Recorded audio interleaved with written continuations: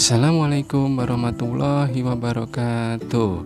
Selamat pagi anak-anakku semua. Semangat pagi, pagi, pagi. Apa kabar kalian di rumah? Tentunya sehat ya.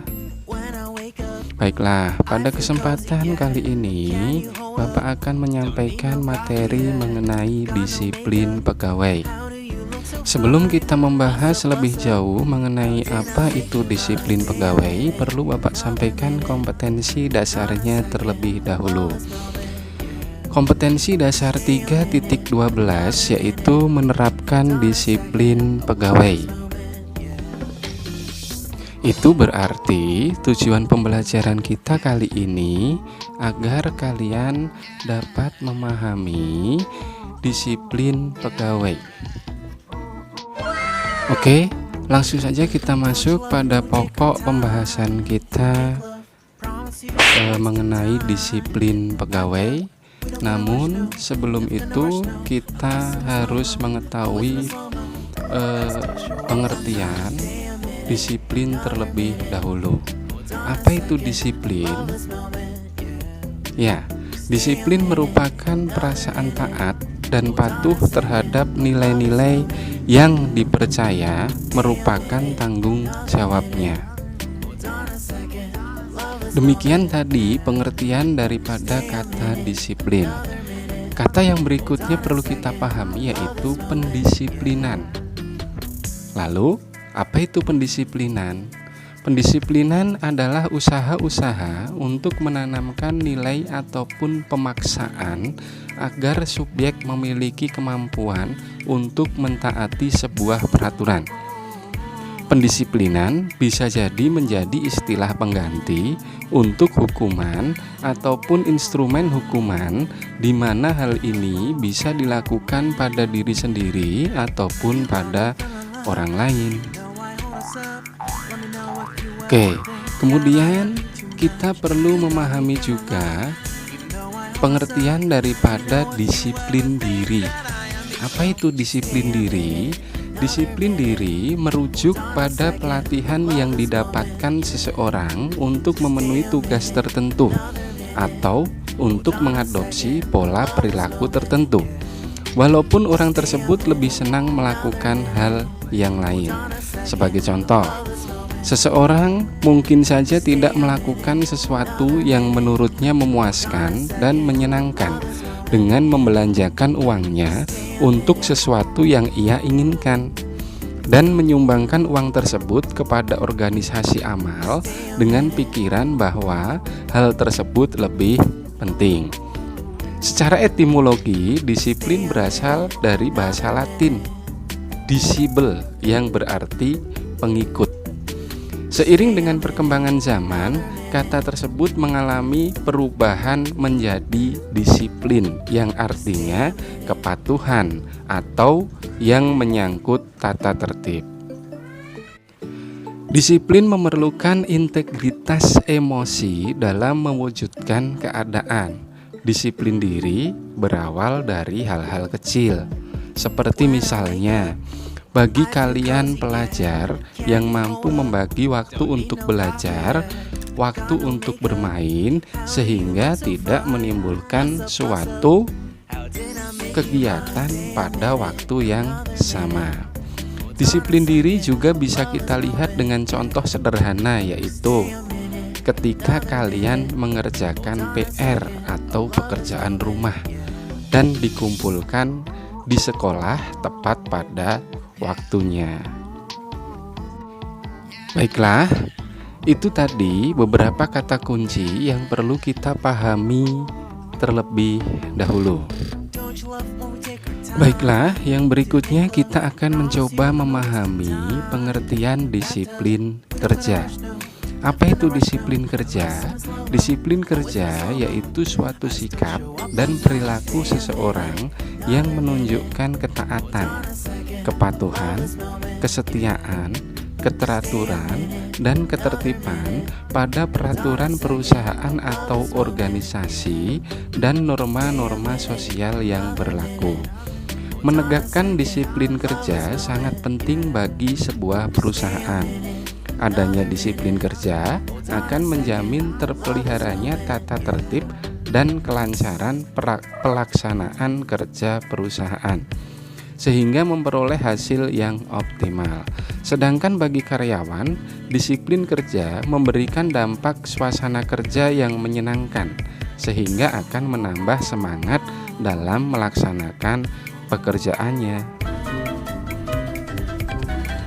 Coba kalian perhatikan definisi disiplin kerja menurut para ahli seperti berikut ini.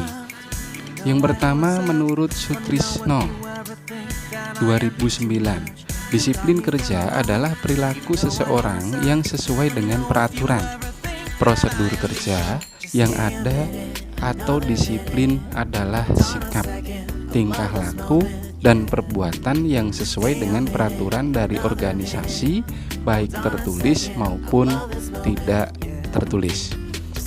Pendapat yang kedua ini dari Rifai 2011. Disiplin kerja adalah suatu alat yang dipergunakan para manajer untuk berkomunikasi dengan karyawan agar mereka bersedia untuk mengubah suatu perilaku serta sebagai suatu upaya untuk meningkatkan kesadaran dan kesediaan seseorang dalam memenuhi segala peraturan perusahaan. Demikian tadi definisi disiplin kerja menurut para ahli. Bagaimana sekarang? Mulai paham ya dengan apa itu disiplin kerja? Yang berikutnya kita coba pahami mengenai jenis-jenis disiplin kerja.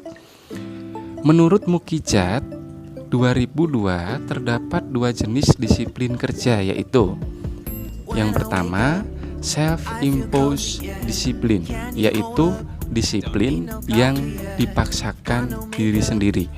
Disiplin yang berasal dari diri seseorang yang ada pada hakikatnya merupakan suatu tanggapan spontan terhadap pimpinan yang cakap dan merupakan semacam dorongan pada dirinya sendiri. Artinya, suatu keinginan dan kemauan untuk mengerjakan apa yang sesuai dengan keinginan kelompok. Yang kedua, command disiplin, yaitu disiplin yang diperintahkan.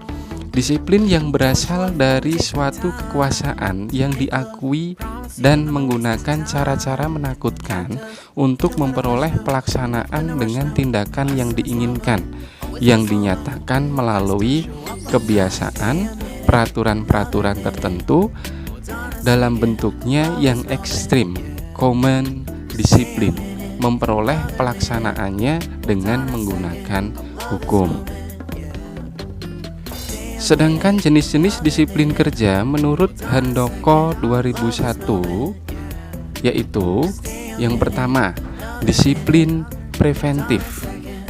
Disiplin preventif adalah kegiatan yang dilaksanakan untuk mendorong para karyawan agar mengikuti berbagai standar dan aturan, sehingga penyelewengan dapat dicegah. Yang kedua, disiplin korektif. Disiplin korektif adalah kegiatan yang diambil untuk menangani pelanggaran terhadap aturan-aturan dan mencoba untuk menghindari pelanggaran-pelanggaran lebih lanjut. Yang ketiga, aturan kompor panas. Aturan ini pada hakikatnya menyatakan bahwa tindakan pendisiplinan hendaknya mempunyai ciri-ciri yang sama dengan hukuman yang diterima seseorang karena menyentuh sebuah kompor panas. Yang keempat, disiplin progresif. Disiplin progresif adalah memberikan hukuman-hukuman yang lebih berat terhadap pelanggaran-pelanggaran yang berulang. Tujuannya adalah memberikan kesempatan kepada karyawan untuk mengambil tindakan korektif sebelum hukuman-hukuman yang lebih serius dilaksanakan. Yang berikutnya, aspek dan indikator disiplin kerja. Menurut Robbins 2005 terdapat 3 aspek disiplin kerja, antara lain yang pertama, disiplin waktu. Disiplin waktu di sini diartikan sebagai sikap atau tingkah laku yang menunjukkan ketaatan terhadap jam kerja yang meliputi kehadiran dan kepatuhan karyawan pada jam kerja. Karyawan melaksanakan tugas dengan tepat waktu dan benar. Yang kedua, disiplin peraturan. Peraturan maupun tata tertib yang tertulis dan tidak tertulis dibuat agar tujuan suatu organisasi dapat dicapai dengan baik. Untuk itu, dibutuhkan sikap setia dari karyawan terhadap komitmen yang telah ditetapkan tersebut. Kesetiaan di sini berarti taat dan patuh dalam melaksanakan perintah dari atasan dan peraturan tata tertib yang telah ditetapkan, serta ketaatan karyawan dalam menggunakan kelengkapan pakaian seragam yang telah ditentukan organisasi atau perusahaan. Yang ketiga, disiplin tanggung jawab. Salah satu wujud tanggung jawab karyawan adalah penggunaan dan pemeliharaan peralatan yang sebaik-baiknya sehingga dapat menunjang kegiatan kantor berjalan dengan lancar, serta adanya kesanggupan dalam menghadapi pekerjaan yang menjadi tanggung jawabnya sebagai seorang karyawan. Baiklah, pokok bahasan kita yang terakhir pada kesempatan kali ini yaitu faktor yang mempengaruhi disiplin kerja. Menurut Hasibuan 2002, terdapat beberapa faktor yang dapat mempengaruhi tingkat disiplin kerja, antara lain sebagai berikut. Yang pertama, tujuan dan kemampuan. Tujuan dan kemampuan ikut mempengaruhi tingkat kedisiplinan karyawan. Tujuan yang akan dicapai harus jelas dan ditetapkan secara ideal, serta cukup menantang bagi kemampuan karyawan. Hal ini berarti bahwa tujuan pekerjaan yang dibebankan kepada karyawan harus sesuai dengan kemampuan karyawan yang bersangkutan agar dia bekerja sungguh-sungguh dan disiplin dalam mengerjakannya. Yang kedua, kepemimpinan. Kepemimpinan sangat berperan dalam menentukan kedisiplinan karyawan karena pimpinan dijadikan teladan dan panutan oleh para bawahannya. Pimpinan harus mencontohkan perilaku yang baik agar ditiru oleh bawahannya nanti. Seorang pemimpin jangan mengharapkan kedisiplinan bawahannya akan baik jika dia pun tak mampu mencontohkan perilaku disiplin yang baik kepada bawahannya. Yang ketiga yaitu balas jasa. Balas jasa, gaji, dan kesejahteraan ikut mempengaruhi kedisiplinan karyawan. Karena balas jasa akan memberikan kepuasan dan kecintaan karyawan terhadap perusahaan atau pekerjaannya. Jika kecintaan karyawan semakin baik terhadap pekerjaan, kedisiplinan mereka akan semakin baik pula. Yang keempat, keadilan. Keadilan ikut mendorong terwujudnya kedisiplinan karyawan karena ego dan sifat manusia yang selalu merasa dirinya penting dan minta diperlakukan sama dengan manusia lainnya. Dengan keadilan yang baik akan menciptakan kedisiplinan yang baik pula. Jadi, keadilan harus diterapkan dengan baik pada setiap perusahaan supaya kedisiplinan karyawan perusahaan baik pula. Yang kelima, waskat. Apa itu waskat? Waskat merupakan pengawasan melekat. Waskat adalah tindakan nyata yang paling efektif dalam mewujudkan kedisiplinan karyawan perusahaan. Waskat efektif merangsang kedisiplinan dan moral kerja karyawan. Karyawan merasa mendapat perhatian, bimbingan, petunjuk, pengarahan, dan pengawasan dari atasannya. Yang keenam, ketegasan. Ketegasan pimpinan dalam melakukan tindakan akan mempengaruhi kedisiplinan karyawan perusahaan. Pimpinan harus berani dan tegas bertindak untuk menghukum setiap karyawan yang indisipliner sesuai dengan sanksi hukuman yang telah ditetapkan. Ketegasan pimpinan menegur dan menghukum setiap karyawan yang indisipliner akan mewujudkan kedisiplinan yang baik pada perusahaan tersebut. Yang terakhir, sanksi. Sanksi berperan penting dalam memelihara kedisiplinan karyawan. Dengan sanksi hukuman yang semakin berat, karyawan akan semakin takut melanggar peraturan-peraturan perusahaan. Sikap perilaku indisipliner karyawan akan berkurang.